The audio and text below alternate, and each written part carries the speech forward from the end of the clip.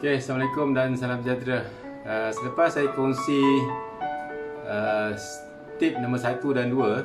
Satu berkenaan dengan motivation, kedua dengan kita define our commitment, dan kita agree with ourselves, promise to ourselves about what kind of runners, what kind of runner we wanted to be, bagaimana kita punya rutin kita. Now we come to the item nombor 3 lah. Yang ketiga ialah bagaimana kita merancang larian. Merancang larian kita supaya kita boleh capai apa yang kita nak capai lah. Perancangan kita. Perancangan penting. Selepas kita committed to ourselves, we have to plan, because the plan will determine whether kita akan capai ke tidak kita punya matlamat yang kita dah tetapkan. Okay, so saya tak susah sangat sebab saya ni memang asal masa tu berat lebih 90 kilo. So what I did, saya tak fikir lama sebenarnya. Saya terus tetapkan saya punya planning. Paling asas ialah saya akan kawal makan saya. Satu. Nombor 2, untuk physical activities, selepas saya buat keputusan saya akan berlari untuk kuruskan berat badan saya tetapkan seminggu saya akan luangkan masa untuk berlari selama paling kurang pun 3 kali. 3 kali terus 3 kali terus. Okay? Dan saya tetapkan masa tu saya akan berlari, saya akan luangkan masa lebih kurang 1 jam setiap sesi untuk saya punya aktiviti fizikal lah. Okay, saya plan masa tu setengah jam saya akan cuba berlari dan berjalan ke. Dan lagi setengah jam untuk saya warming up dan juga cooling down lah. Dan saya untuk bersiap saya pergi kerja semula. Saya rancang masa tu untuk hari-hari bekerja saya merancang 2 kali 1 minggu pagi. Kemudian waktu weekend saya rancang saya peruntukkan masa lebih kurang 1 jam pagi kalau boleh. Kemudian kalau hujung minggu saya akan peruntukkan masa 2 kali ganda, 2 jam lah. Okay, itu saya punya perancangan. So saya mulakan saja. Okay, saya tak fikir panjang, saya mulakan. Sebenarnya kalau kita fikir masa ni, memang masa kita memang tak ada sebenarnya. Sebab kita memang dah ada 24 jam satu hari kan. Bila saya fikir balik, masa saya buat perancangan tu, sebelum saya buat apa-apa yang berkenaan dengan kesihatan ni, pagi-pagi saya akan keluar rumah lebih kurang pukul 6.30 pagi saya keluar rumah, hantar anak saya pergi sekolah. Memang saya hantar pergi sekolah pagi. Kemudian lepas daripada hantar mereka, saya terus pergi kerja. Macam biasa office start pukul 9 kan. So saya akan sampai di pejabat lebih kurang pukul 8. Hantar anak lebih kurang pukul 6.30. Normally lebih kurang pukul 7 pagi saya akan dah selesai semua. Saya akan bertolak ke pejabat, terus naik kereta, drive all the way to office. Saya akan dah sampai dah pukul 8 suku macam tu lah. Sampai pukul 8. Saya masih boleh berada di pejabat far earlier than my working hour start lah, pukul 9. Tapi bila sampai office pukul 8.30 kan, 8 lebih tu, pukul 8 ke, tak buat kerja pun sebenarnya. Honestly kan. Okay? Kita biasanya normally kita akan tunggu pukul 9 kat mula. Okay? Melainkan kalau ada mesyuarat kat luar lah. Okay? Tapi biasanya kalau mesyuarat dengan orang pun biasanya start pukul 9, pukul 10. Biasanya lah, kebiasaannya. Melainkan outstation. Jadi saya rasa saya tak cuba cari masa sebenarnya. Saya hanya cuba utilize masa yang saya ada. So what I did, saya instead of terus pergi pejabat, satu pagi saya bangun pagi, saya pakai macam ni lah, lebih kurang pakai untuk berjogging. Jogging lah. The whole family was surprised.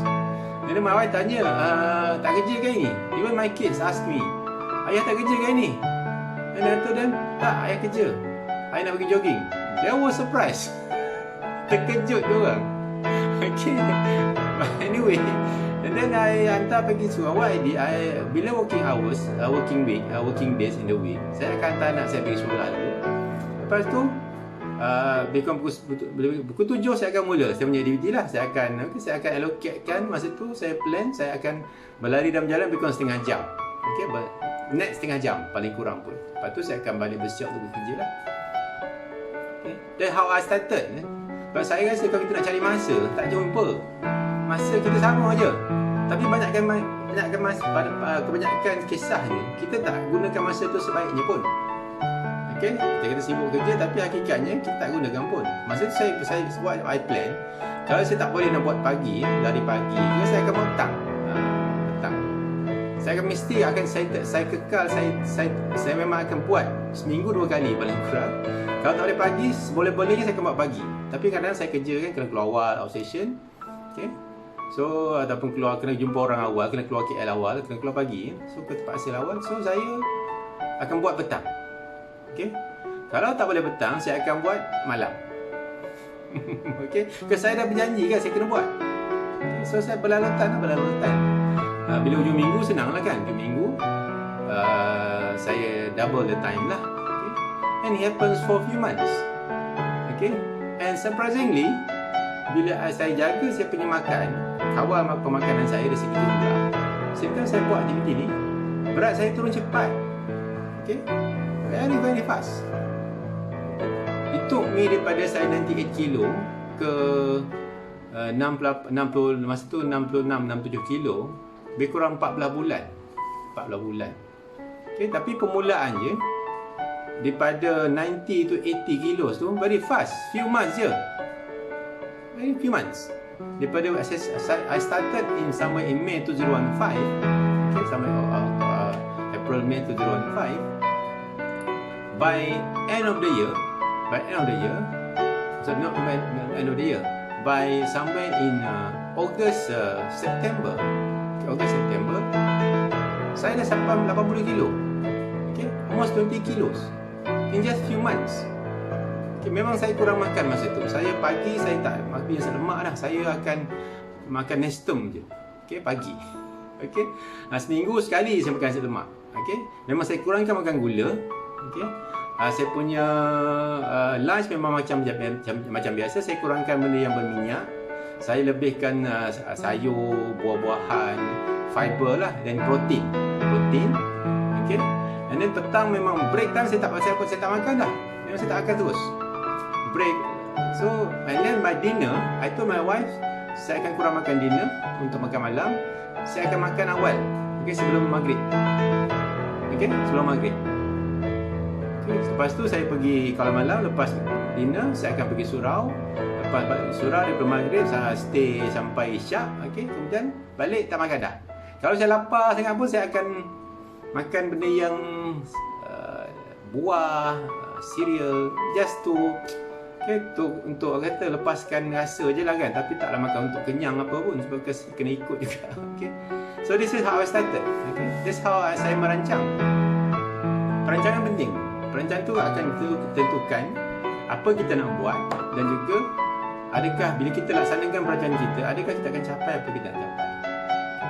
Itu perancangan kita. Pemakanan dan juga aktiviti fizikal dia kena sekali.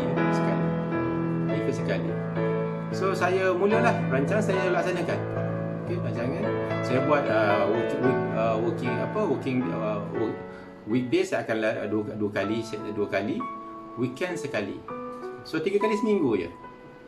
Okay, itu saya punya perancangan lah. Okay, bila saya the best part, bila saya berat saya makin kurang.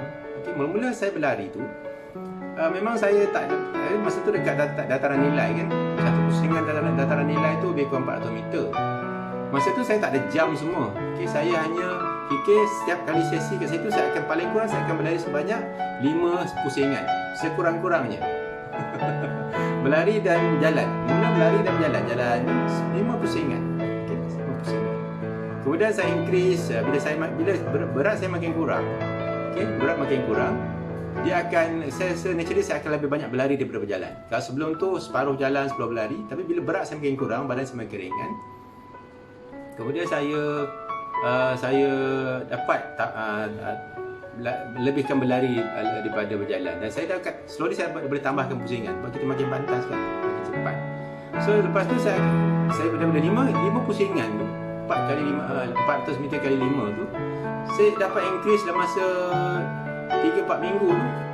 Within 1 month saya dah dapat double dia, because saya rasa sebab saya punya fitness dah meningkat. Okay, dan saya punya kecergasan pun dah baik, dan saya rasa makin ringan. And then become 10 pusingan. Okay, saya mula guna apps untuk kira jarak semua ni, saya ingat lagi bulan Oktober saya guna Nike Running punya apps, Nike Running Club. Sebelum tu bukan ni kan, nama dia Nike Running, I cannot remember. Okay? Saya guna Nike tu, baru saya tahu. Okay? Tengok kawan-kawan kan, tengok orang, saya tengok oh ada apps, saya install Nike Running punya apps tu. Masa tu lah saya mula kira jarak.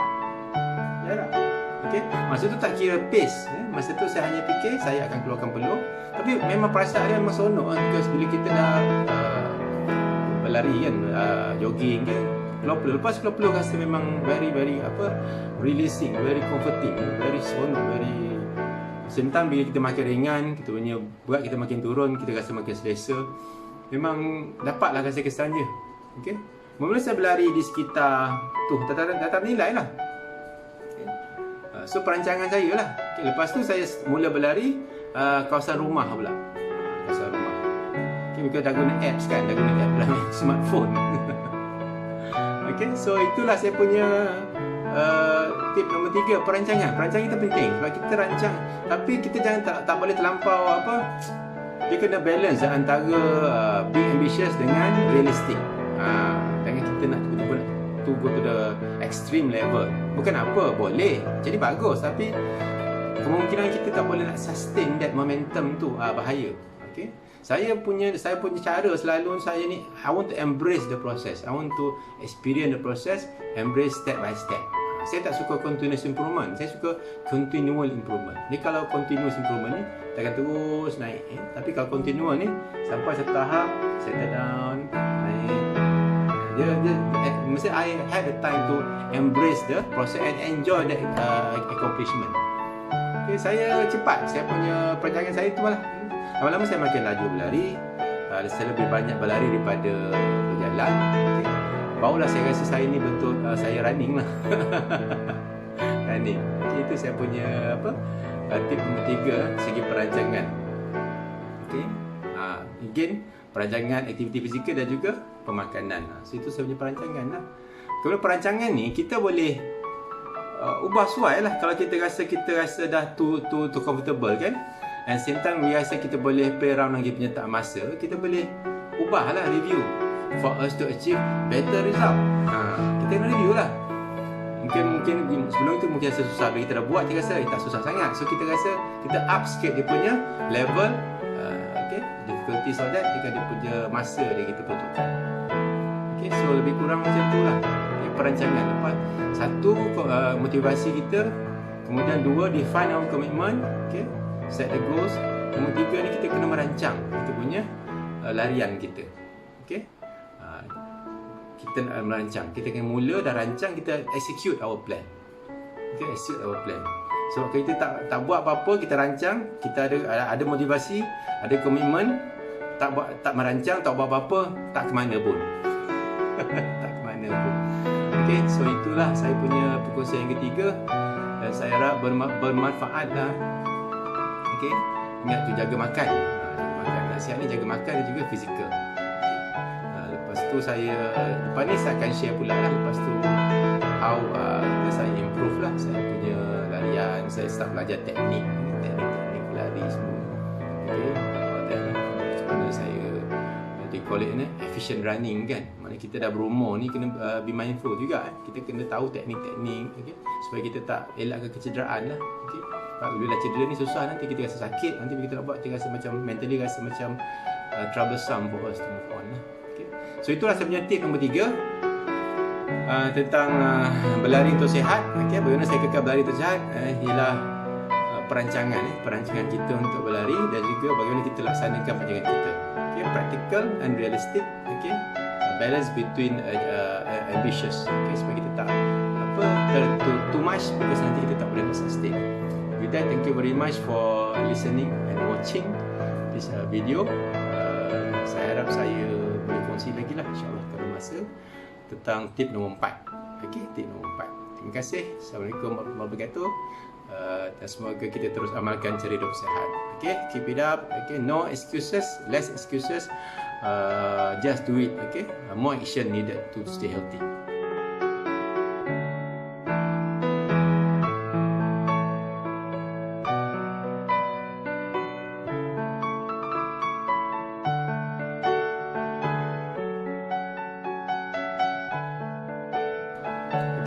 saya nak tambah sikit lagi, terlupa pula dalam perancangan tadi baru teringat satu, jaga makan, okey. Dua, rancang kita punya physical activity. So, satu larian lah sebab saya pilih berlari kan. Saya nak tambah satu lagi, selain pada berlari ni, bila selepas bulan kedua, masuk bulan kedua, saya mula search dalam internet, saya cuba buat research, cari apa lagi kaedah yang boleh buatkan saya punya pengurangan berat badan ni makin lagi cepat. So what I did, I belajar tentang home workout, senaman di rumah yang boleh membantu untuk membakar lemak. Okey, saya buat benda tu. So saya akan buat benda tu.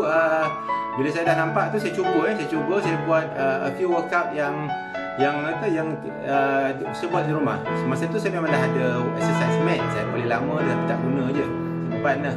Okey, saya buat few workout lah, macam sit up, some of the yang few item lah untuk core, untuk saya punya otot perut. Dan juga ada dipanggil dalam YouTube banyak exercise pasal how to burn fat, belly fat kan, kita nak bakar lemak dekat perut. Okey, apa senaman-senaman yang kita buat untuk tambah ni, cepatkan lagi saya punya pengurangan berat badan. Okey, so ada 3 lah perancangan saya. Okey, satu, sesuai kan kita perancangan ni, bila kita move on, kita boleh tengok perancangan kita, how we can make it better for us to achieve better result kan. So jaga makan, berlari, dan juga saya buat juga senaman-senaman di rumah yang memfokuskan kepada bakaran lemak dekat perut saya. Okey, perut saya memang saya buat few sit up, cross crunches, jackknife yang biasalah. Okey, bicycle kicks, all that lah. Okey, boleh tengok dalam saya punya YouTube channel, ada common workout yang saya buat lah dalam YouTube channel saya ni. Ada satu saya dah post lah, saya dah share dalam this channel. Saya punya senaman-senaman mudah di rumah untuk bakar lemak, dan juga untuk menguatkan otot-otot teras kita lah, core muscle, jadi otot perut lah. Okay, bila kita saya nampak beza bila saya start, bila saya dah mula buat yang fat burning punya, belly fat burning punya workout tu, dan juga dia buatkan juga penguatan punya otot core ni, saya punya larian pun rasa makin selesa. Sebab saya baca dalam artikel, kita berlari ni untuk kita rasa selesa, kita kena keadaan straight up ni, kita punya badan ni kena tegak, straight up posture kita tu kena straight up. Tapi kita tak boleh buat macam tu kalau kita punya otot teras kita kat perut ni tak kuat. Lepas tu kita kadang kita pernah kita bongkok kan, kita bongkok macam ni, so bila kita punya core muscle ni kuat, okey, same time kita buat untuk bakar lemak kat situ, dia akan sekali lah. So bila kita dapat lari dalam keadaan tegak ni, kita akan rasa lebih selesa sebab kita boleh bernafas dengan lebih lancar. Okey, dan kita boleh lari, kita bila kita setiap langkah tu rasa lebih firm, lebih kata tegap lah. So ada sebenarnya thing juga ni. Antara kesan-kesan lain bila kita buat senaman untuk bakar lemak di perut, ataupun biasa ni panggil core muscle punya workout lah. So saya nak tambah tu terlupa nak share kan. Okay, kena I nak beritahu semua lah guys, supaya boleh amalkan. Okay, so cara dia yang core workout tu boleh tengok one of my video dalam channel ni. Ada satu senaman-senaman di rumah, okay, untuk core. Okay, saya buat tak perlukan alat pun. Untuk yang bahagian perut ni hanya perlukan tika je, okay, ataupun exercise mat ni boleh buat dekat rumah. Okay, kalau luar rumah dekat pouch kan boleh bersihkan. Okay, so thank you very much lah. Saya tambah lagi. Okay, jumpa lagi. Okay, healthy lifestyle, no excuses, just do it. Okay, stay healthy, stay happy, stay safe. Okay, we are not winning yet against COVID-19. Assalamualaikum warahmatullahi wabarakatuh dan salam sejahtera.